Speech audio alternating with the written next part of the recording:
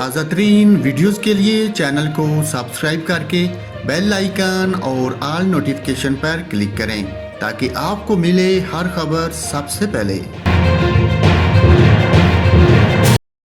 اور ناظرین، آپ کو لاہور سے افسوسناک خبر سے آگاہ کرتا ہوں۔ لاہور کے علاقے ملت پارک میں ایک ہوٹل میں خاتون کو 3 افراد نے مبینہ طور پر زیادتی کا نشانہ بنا دیا۔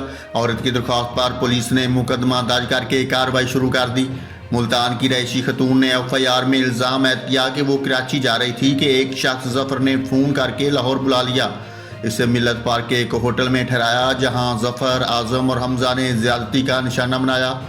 خاتون نے الزام لگایا کہ ملزمان نے اس کے 6 لاکھ روپے بھی چھین لیے۔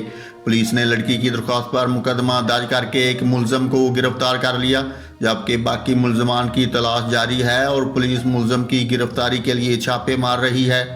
ناظرین، آپ کو پھر سے بتاتا چلوں، لاہور کے ایک ہوٹل میں ایک خاتون کو 3 افراد نے زیادتی کا نشانہ بنا دیا۔